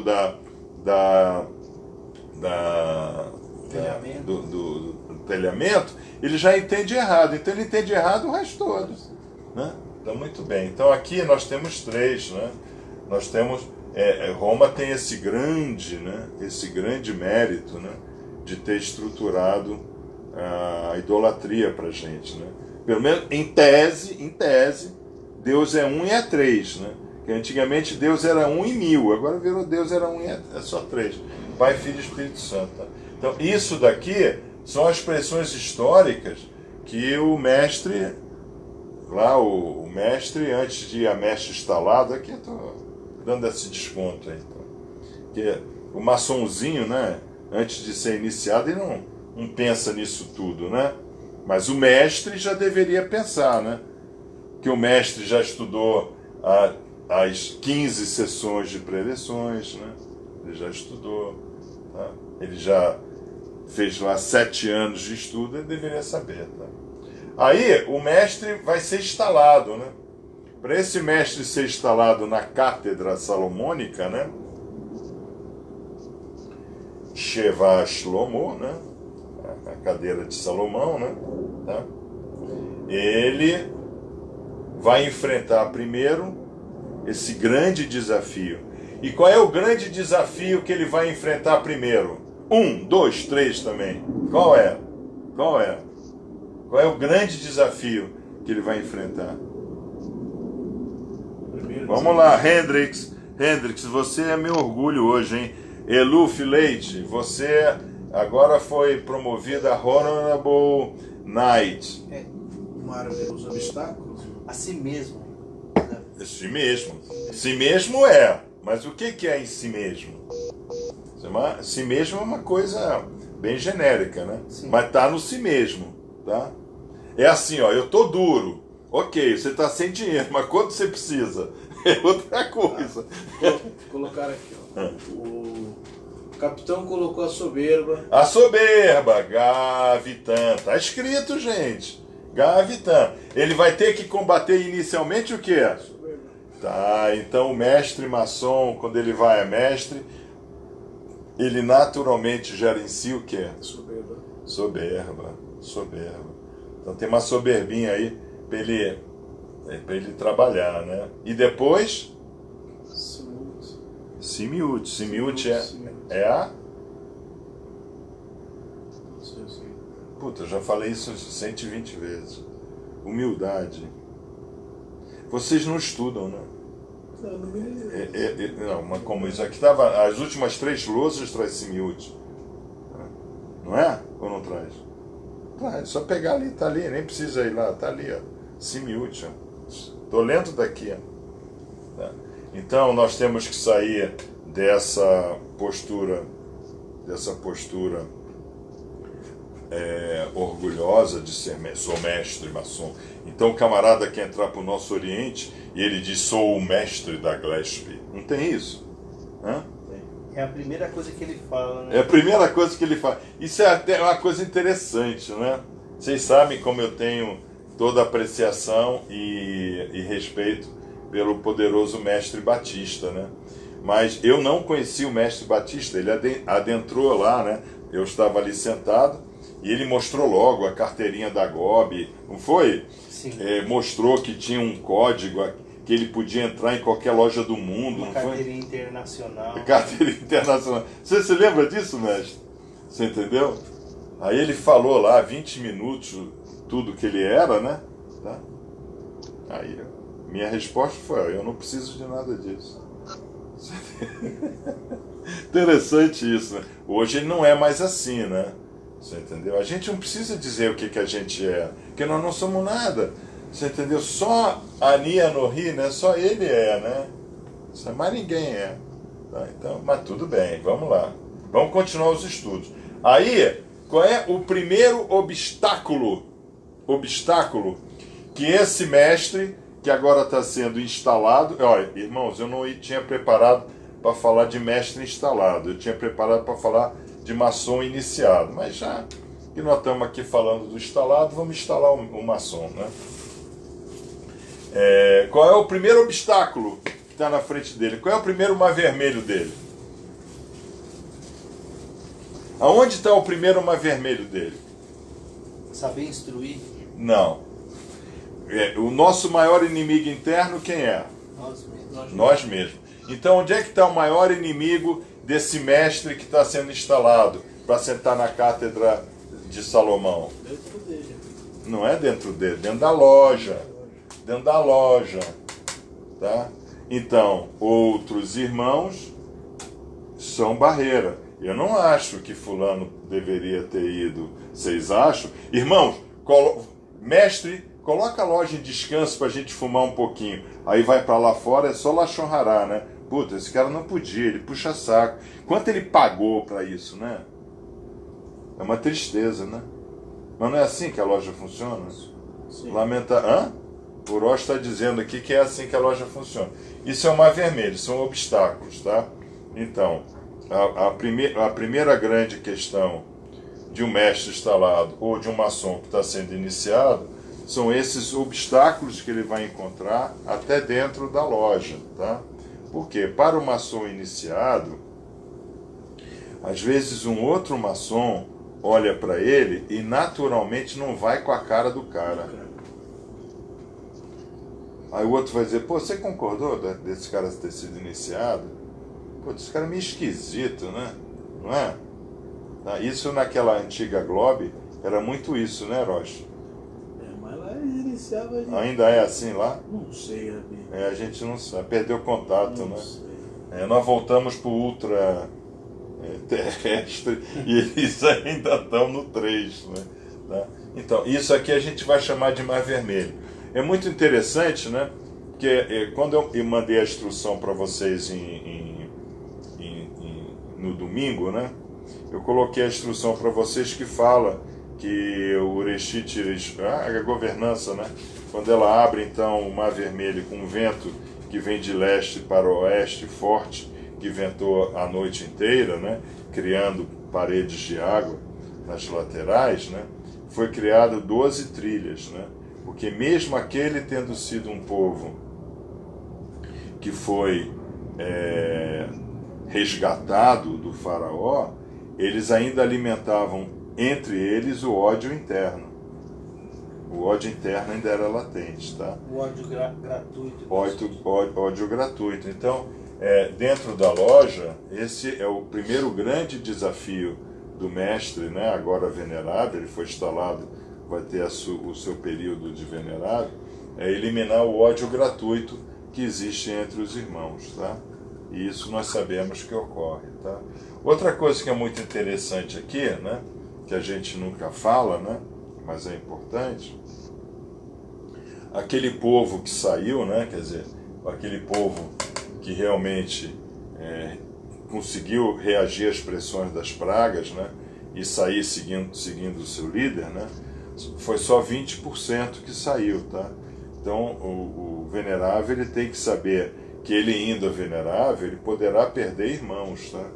Então, tem, por exemplo, aquele primeiro vigilante, ou aquele mestre instalado que já está lá há algum tempo, que ele pode abandonar a loja porque ele não foi escolhido pelos irmãos para ser o venerável. Isso pode ocorrer, tá? Porque isso ocorreu com Moshe também, tá? Então isso é importante a gente entender, tá? Aí, qual é o próximo passo, né? Então, aqui demorou 7 dias, né, caminhando até o Mar Vermelho, agora 3 dias no que é chamado de Águas de Mará, né? O que as Águas de Mará representam? Ali diz instruções. Instruções, aqui está escrito instruções, né? Mas o que a água de Mará representa? Águas amargas, né? Águas de Mará. Mas o que significa águas amargas? São, como eu posso dizer? São instruções, são más instruções, instruir. Não. Difícil instruções. O que a instrução gera em você? Mais conhecimento, sabe? Não, ok, mais conhecimento mas todo conhecimento que você recebe está de acordo com o que você está fazendo? Não. Gera você águas amargas. Né? Leva você a, então, ele vai redirecionar a loja. Ele vai redirecionar as instruções, o comportamental. Você entendeu? Então, por exemplo, tinha um venerável lá que ele terminava a loja o mais rápido possível para ir beber e depois ir para o pancadão. Era um pancadão meio diferente, mas era um pancadão. Isso é um hábito. Quem sentou na cadeira dele depois não tinha esse hábito. Então, quem não gostava desse hábito, deixou a loja. Tá dentro da turma que não seguiu Moshe, né? Tá? E, ao mesmo tempo, não está apreciando muito, né, essas novas instruções que estão sendo colocadas, né? Porque, vem cá, se é para substituir o venerável por um outro venerável igual, para que substituir o venerável? É a famosa música, né, do Chico Buarque, né? Que não é dele, é do tio dele, né? Que ele roubou todas as letras do tio dele. Para quem não sabe, Chico Buarque mal sabe ler e escrever, você entendeu? Ele roubou tudo do grande Buarque de Holanda, tio dele, tá? O Chico Buarque é um bêbado comunista, tá? Ele diz o que? Se foi para desfazer, por que fez? Tá? Então ele prova aí, né, o grande, que foi provavelmente quem mais conheceu da língua, da estrutura, né, da língua portuguesa, né? O dicionário do Aurélio até hoje é o padrão brasileiro, né? Aurélio Buarque de Holanda, né? Ele mostra aí todo o seu ateísmo, né? Ele fala, pô, se existe Deus, se ele fez tudo isso, para que ele desfaz, né? Tá? Isso é o pilar central, né? Assim como nós temos Iaquim e Boaz, né? Eles também têm essa coluna, né, do ateísmo. Tá? Então isso é muito importante. Isso daqui está dentro da soberba, né? Então ele tem que derrubar a sua soberba e tem que derrubar a soberba da própria loja, né? Porque aqui é a loja. Tá? Aí, uma vez que ele fez isso, o que vai gerar nessa loja? Iniciação. Não, vai gerar gratidão nos irmãos, né? Vai gerar gratidão nos irmãos, tá? Agora, essa gratidão, os irmãos vão dizer de que forma, né? Puxa, ainda bem, né? Foi bom ter esse novo venerável. Pô, esse venerável está fazendo um trabalho legal, está sendo bom para mim, né? Então, os irmãos vão iniciar uma nova caminhada maçônica. Então, os irmãos vão iniciar dias de loja com um novo venerável, que vai gerar existência memorial. Tá? Nunca será esquecido, né? Por aqueles Nunca será irmãos. esquecido, exatamente. Tá? Esse caminhozinho é difícil, né? Às vezes o venerável fica lá 2 anos, né? Aí vai ter nova eleição, aí a loja tem 20, só 2 voltam nele, né? Ele e a secla dele. Você entendeu? Você entendeu? Porque ele é aquele que ele dá carona, né? Dá carona, né? Ó, se você não votar em mim, pô, agora você vai de metrô, né? Você entendeu? Tá certo. Tá? Aí, esse venerável, para ele crescer em sabedoria, né? Perante Hashem e perante os seus irmãos, o que ele tem que trazer para dentro da loja? O estudo da Torá. Estudos, né? Onde a Torá é a base do estudo, tá? Não existe estudos fora da Torá. Ele não quer levar a Torá, porque ele diz que Torá é coisa de judeu, que é raça ruim que matou Jesus, que é, na realidade, o pensamento que foi estabelecido em 24 de junho de 1717, tá? Quando aquelas 3 lojas de Londres se reuniram e fundaram o que é dito a fundação da maçonaria. Primeiro que ali não é a fundação da maçonaria, ali é uma fundação de um Oriente, né, de um novo Oriente, que ele vai estabelecer uma ordem cristã dentro da maçonaria. Por quê? Porque antes o capelão era sempre convidado um rabino para vir instruir, tá? A partir daquele momento, né, vira século 1600 e vai para 1700, todo capelão vai ser um presbítero anglicano. Tá? O próprio Anderson, né? O Anderson, que tem lá as constituições de Anderson, né? O cara que estruturou a primeira loja, que não é a primeira loja, mas o cara que estruturou, ele era o quê? Ele era um presbítero, tá? Então ele traz para dentro da loja, ele elimina os estudos da Torá, da Cabalá dentro da loja, tá? Essas coisas todas. Isso é queimado, né? Todos os... Esse foi o Pale, né? O Pale, né? O Pale mandou queimar tudo, né? Assim, tipo como os romanos faziam com as Torás, com as sinagogas, né? Ok? Então, esses estudos. Aí, o que vai acontecer? Aí, esse mestre instalado, agora, ou esse iniciado, ele vai começar a praticar o quê? Prática, Sedaká prática, tá? Porque é muito comum, né? É muito comum a Sedaká cristã, ele é uma Sedaká muito interessante, né? Você chega e fala, irmão, eu estou fodido e mal pago. É mesmo, irmão, vou orar por você. Não é? Vou orar por você. Vou pedir ao Senhor Jesus, pô, que ilumine o seu caminho. Porque aí o cara mostra que ele acredita que Jesus é Deus, não é isso? E o que ele fez pelo cara? 90% do culto evangélico, como é que é? Não é assim? Agora você paga o dízimo. Você já me ouviu falar esse monte de besteira? Como é que fala? Incentivando as pessoas a acreditar no que não existe. Acreditar no que não existe, é isso aí. Tá? Então, a nossa Sedaká prática, eu já expliquei para vocês como é que é Sedaká de maçom. Tá? Lá na frente da loja tem uma comunidade, lá passa necessidade. Tá? Então, falar uma comissão de maçons, né? Vão na comunidade e fala quem é o líder. Então nós vamos ensinar vocês a preparar aí uma alimentação que faça bem a todos vocês. Por quê? Porque toda parnassá, toda prosperidade vai começar, eu já falei, né? Pelo físico e pela mente e pelo espírito, né? Então você tem que primeiro fazer com que a pessoa coma direito, tá? Então leva na xepa da feira, faz coleta lá dos legumes que não querem mais, esse negócio todo, e ensina dentro de cada legume qual é a propriedade da cenoura, a propriedade do chuchu, que dizem que não tem nenhuma, mas deve ter, porque tudo que o Eterno faz tem uma razão, né? O Eterno não ia criar o chuchu para não ter valor nenhum, não é verdade?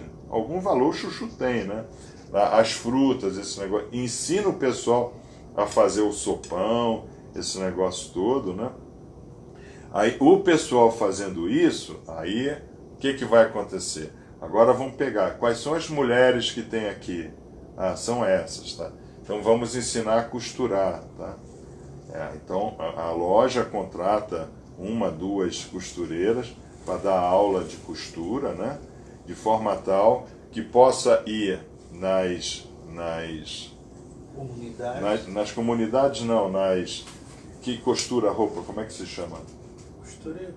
Não, costureira não, As oficinas, pode ser. As oficinas, né? Mas tem um outro nome que faz roupa para vender, né? Então, Ateliê. Confecção. que ateliê. Então, A Lene falou alguma coisa aí. vê o que é. Eu não sei. Hã? Confecção? Confecção? Confecção, é isso aí, puta, tão simples, né? Confecção, né? Vai na confecção e pega roupas, por exemplo, que ficaram com defeito, tá? E pega essas roupas, leva então para essa comunidade e essas costureiras arrumam a roupa lá para as criancinhas, tá? Então vai criando, vai treinando as costureiras que elas podem formar inclusive um oriente de confecção, você entendeu? Então o maçom trabalha assim, maçom não manda cesta básica, Igual porque aquele irmão do sopão, né? do sopão, vamos fazer um sopão na porta da loja. O que vai resolver um sopão na porta da loja? Isso está totalmente contra todo o conceito maçônico de combater a ignorância, tá? Então, isso aqui é muito importante, que é essa Sedaká prática, tá? Sedaká prática. E aí, esse mestre instalado, esse novo venerável, recém-instalado venerável, mas aqui já tem anos, né? Que pelo menos 2 anos, ele já está aí, ele vai ter alcançado o nível de Techuvá, de retornar à consciência do sagrado, tá? Aí ele vai poder dizer, sois maçom, tá? Meus irmãos, como tal me reconhece. Aí vale como tal me reconhece, porque quando o irmão reconhece que ele é um maçom, é que ele fez essa trajetória. Isso para nós, irmãos, é a verdadeira escada de Jacó. No nosso Oriente, isso é a escada de Jacó. Tem aquela loja aí, né, que sempre aparece na nossa página, que literalmente tem uma escada no centro da loja. Tem assim, uma tipo Bimá, como a nossa aqui. Aqui fica o livro da lei sagrada e a escada sai daqui para o teto, né? Ok? Então, eu chamo isso de literalidade completa, né? O cara conseguiu literalmente levar a escada de Jacó para dentro da loja. Essa é a escada de Jacó, que é o nosso Sinai, tá? Então nós chegamos ao Sinai quando a gente chega ao Sois Maçom, tá? Então todo aquele que chegou ao Sinai é aquele. Aí daqui para frente nós vamos cortar as instruções abertas, porque a próxima paraxá já é Itro, essa é paraxá de Bechelar, né? Enviou, tá? Então o Eterno enviou o novo mestre instalado, tá? O Eterno enviou o profaninho, né? Para ele ser iniciado e virar maçonzinho, né? Tá? Então a próxima paraxá é Itro, né? Itro, que é o nome Itro, né? Aquele que possuía 7 nomes, né? Que é o genro, que é o sogro, né? De Moshe, sumo sacerdote, né? Hakohen, né? De Midian, né? Que se converteu ao Reshit Rishon, né? Volta então para Midian e leva até a mulher do Moshe com ele, né? Leva Zípora com ele, né? Zípora diz, né? Esse negócio de fogo no morro não é comigo, não. Eu me sinto mais seguro com meu pai em Midian, né? Aí Zípora volta, né? E ele lá vai estabelecer uma nova ordem, né? Que hoje em dia essa ordem é chamada de Drusos, né? É o Oriente dos Drusos, né? Algo altamente secreto, ninguém adentra ao conhecimento dos Drusos, né? Sabem que eles cultuam, né? O Reshit Rishon de modo único e deles, tá? Mas nem os próprios rabinos sabem o que ocorre com os rabinos, que também se chama de rabino, né? Rabino druso, tá? Eles têm a Torá deles, né? Eles têm um livro de Torá deles direitinho, tá? Mas não adianta tentar fazer download em PDF porque é fake, tá? Isso também é muito comum, né? Os caras inventam as coisas e botam lá, fica todo mundo fazendo download. Mas nem existe nada sobre os drusos, tudo na internet. É muito pouco, né? Ele fala, mas Só para os irmãos terem uma ideia, né? Os drusos, eles ficaram em diáspora como o povo de Israel, tá? Eles nunca se converteram ao islamismo, né? Então, por exemplo, o mestre André é o único maçom do nosso Oriente hoje que ele é consagrado, né? Nenhum outro é consagrado, né? Só você, né? Porque o PP saiu, né? PP era, né? Eu cheguei a consagrar algum outro? Não, né? Então, mas na consagração dele eu pergunto, mestre, quais são os maiores inimigos do povo de Israel? Aí o que você responde? Esqueceu! Ismael e Edom, né? Ismael e Edom. Ismael e Edom. Então, o maior inimigo dos drusos também eram quem? Ismael e Edom. Então, mas eles nunca se converteram ao islamismo. Eles foram feitos escravos, etc., ao longo desses 2000 anos, né, desde a queda do segundo templo, mas quando Israel se estabeleceu em 48, de volta, em 1948, eles retornaram para Israel, né? E continuaram a conviver como Itro, né? Não só conviveu, mas orientou Moshe a orientar aquele povo, né? E eles têm uma determinada população. Percentualmente, tem mais soldados drusos no exército de Israel do que israelita. Eu vi essa semana numa reportagem, né, que os próprios judeus, os ortodoxos, eles se recusando a servir o exército. Né? Exatamente. Então, ou seja, os próprios judeus estão se recusando a defender sua própria nação. Exatamente. O Benjamin Netanyahu, ele está sendo muito criticado porque ele quer exigir, né, que porque o ortodoxo, para aqueles que não sabem, eles não precisam trabalhar, eles recebem aí um bolsa sustento, né, igual o Lula estabeleceu aqui, né, todo preguiçoso recebe uma bolsa sustento, né. Então a mulher no Brasil passou a parir filho, não porque ela quer melhores gerações, porque ela quer carteirinha, né? Carteirinha da Bolsa Família, tá?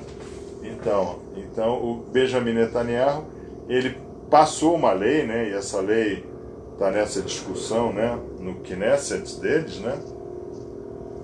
Que pro ortodoxozinho lá, né? Aqueles de peotinho assim, receber a bolsa Torá dele. Deus me perdoe pelo sacrilégio. Mas para eles receberem a bolsa Torá, eles têm que servir pelo menos 3 anos no exército. E os caras não querem, né? Porque o cara desde pequenininho, ele começou a estudar a Torá já para não ter que trabalhar. Porque é o trabalho dele. Só que tem um detalhe, irmãos, que o Benjamin Netanyahu também não viu. Hoje falta em Israel rabino, porque o mundo está consumindo rabino, você entendeu? Então tudo quanto é Oriente aí protestante, né, evangélico, né, que vocês chamam, né, no Brasil, né, todos os Orientes evangélicos estão importando aí rabino para dentro lá do Oriente, para pagar uma coisa para o cara ficar lá falando o que o pastor tem que fazer, tem que falar. Então, né, quer dizer, dizem que o Bispo Macedo tem um monte que orienta lá. 4, né? Tem 4, né? Então isso está acontecendo. Na América é direto hoje, tá? Na América hoje o pastor vai lá, porque o pastor americano, ele é welcome to the show, né? Bem-vindo ao show, não é isso? Welcome to the show. Eles são stand-up, né? Stand-up, né? Fica um rabino do lado, né? Aí ele está falando, ele fala, rabino, onde está isso na Torá? Aí o rabino se levanta e fala em hebraico. Daí que vem a linguagem de línguas. Então a Igreja Católica se antecipou, você entendeu? Fala aí, rabino. Não tem um programa cômico que é assim, fala aí. É a propaganda que tem no History Channel, daquela artista baixinha que é cômica, que ela vai falar do curso de inglês. Aí ela fala assim, se você quer aprender inglês, venha para o Oriente, que ensina inglês, que tem o óculos que coloca a legenda, né? Aí ela bota o óculos e fala para o inglês, fala aí inglês. Aí o inglês, blá, blá, blá. Aí fica aparecendo, né? Ela diz, não existe nada disso. Aí ela joga fora, venha para o English Life, se não me engano, tá? Aí também tem que ela bota uma língua, né? Uma língua de borracha, né? A língua que faz você falar inglês. Aí o cara diz para ela, fala aí! Aí ela... Não fala nada. Você entendeu? Então, isso é que está acontecendo, tá? Mas isso está previsto aqui? Isso está previsto aqui, porque é a pressão da idolatria da sociedade. Irmãos, vamos ser muito francos, né? Essas pressões, né, de idolatria, o irmão leva para dentro da loja. Ele não consegue, do grau de aprendiz ao grau de mestre, conseguir desbastar todas as arestas de idolatria que ele traz, né? Ele não consegue vir de uma sociedade como a brasileira, por exemplo, que tem a Virgem Maria, que tem São Jorge, que tem Nossa Senhora. Nossa Senhora, Virgem Maria, Nossa Senhora. Que tem Nossa Senhora ou Virgem Maria, tá? Que tem tanto, né? Ogum, Xangô, todas essas coisas. Ele não consegue chegar na aula de doravante, eu só acredito em um só Deus, Reshit, Rishon. Não, ele não consegue.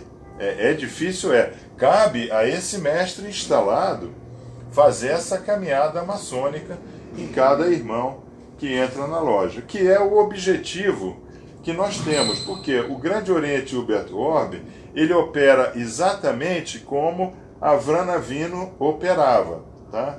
Avram Avinu operava com a sua Hanut Mevorá, com a sua tenda abençoada, aberta para os 4 peotes, para os 4 cantos, tá? E todo aquele que passava, ele dava instrução. É isso que nós fazemos com esses vídeos abertos, né? Com a página, com o canal no YouTube, para que esse maçonzinho, né? Para que tanto o maçom como aquele que está sendo iniciado, para todo aquele que busca o sagrado, entender o que a gente faz, né? Aí tem uma caminhada, né? Essa caminhada depois ela chega até o GEA, né? Que já é um ambiente fechado, onde nós discutimos one-to-one, né? Os irmãos interagem, porque aqui nós temos mais de 12.600 seguidores. Os 12.600 não vão ficar entre si, tá? Existe uma separação natural, né? Nem todo israelita era levita, né? Só um 12avos era levita, quer dizer, o próprio Hashem estabeleceu que só um 12avos deveria servir ao sagrado, tá? Mas ele deveria servir ao sagrado dentro de todas as tribos, tá? Então é assim que nós procuramos fazer. Aí se o irmão tendo essa experiência dentro do GEA, né, ele resolve ter o seu avental consagrado, se ele já é maçom, ou ser iniciado, se ele ainda é um profano, pô, legal, nós estamos abertos, né? Mas para isso existe um método, tá? Tem que se cadastrar de forma correta, tem que ser analisado pelos mestres. Nós 3 nos reunimos aqui todo sábado, né? O Roche coloca na mesa a ficha de cada um, né? O André não vota com a boca, ele vota com a cara, ele faz uma cara assim, a gente já imagina o que ele pensa do candidato, mas a gente tem um critério, tá? E é esse critério que os irmãos, eles têm que se adequar para poder começar essa caminhada com a gente, tá? Então, Roche, eu fico por aqui, tá? Sempre lembrando aos irmãos, né? Que aí aparece aquele, se você pode nos ajudar, sabe, irmãos? Nos ajudem, né? Porque nós temos um monte de conta para pagar, tá? Vocês estão recebendo aí 2 horas de instrução para vocês digerirem essa instrução ao longo desse mês, né? E nós agora só vamos nos encontrar no livro de Vaikra, Levítico, né? Onde nós vamos falar Bereshit falou da criação, Shemot fala da construção da loja, né? E Vaikra fala do comportamental do maçom, né? Nós só vamos nos encontrar agora no mês que vem, provavelmente depois do carnaval. Seguramente só depois da loja, né? Mas só depois do carnaval. Então, imaginem, nós temos conta para pagar, nós temos uma série de coisas aí. Ninguém está pedindo 100, 200, 300 reais. Mas se o irmão puder arrumar 20 reais, 30 reais, o Rocha recebeu uma contribuição para comprar uma câmera, né? Sim, tá. A contribuição tá guardada. Ele ainda não foi ver a câmera, né? A câmera eu já vi. Ele já viu a câmera, tá? Então, nós vamos melhorar a transmissão de vocês, tá? Então, tudo aqui que a gente está fazendo, nós estamos fazendo exatamente como o Michigan foi construído, né? Com a contribuição de meio shekel, né? No caso dos irmãos do GEA da loja, de 50 reais, meio shekel mesmo, são 50 reais mesmo, tá? Mas não precisa dar 50 reais, dá 20 reais, dá 10 reais. Ajuda o Roche, porque o que a gente recebe, o som melhorou radicalmente, né? Porque nós recebemos contribuição, compramos esse microfone, né? Antigamente o som era péssimo, vocês se lembram do som, Sempre tá? dava problema. Aí tivemos mais contribuição, montamos esse estúdio. Agora nós já temos o outro estúdio montado, tá? Com a contribuição que eu recebi do CTA, eu comprei um ar-condicionado desumificador, né? Para melhorar o ambiente das nossas instruções. Então aqui a gente acaba revertendo para a melhor qualidade da instrução que vocês vão receber, tá? Então, Roche, alguma observação a mais? Quem quiser fazer parte do GE, entre em contato pelo meu WhatsApp ou com a irmã Leni, preencha a ficha e siga o cadastro. O irmão que quiser aprofundar os seus estudos e ir além desse vídeo que ele está assistindo, tem o grupo de estudos avançados da Kabbalah, né? Ou da Torá, e tem os 4 telefones, né? Que aparecem aí embaixo nas informações do vídeo, né? Sim. Que é do Roche Lucas, da Magister Eleni, do irmão segundo vigilante, o irmão Gustavo, e do irmão Fernando, que é o cuidador das páginas, tá? Então fico por aqui. Um Shavuot Tová Umevorá para todos vocês que estão nos assistindo ao vivo. Um Shalom Lekulam, um Shalom Sadikim. Fico por aqui. Até a próxima instrução.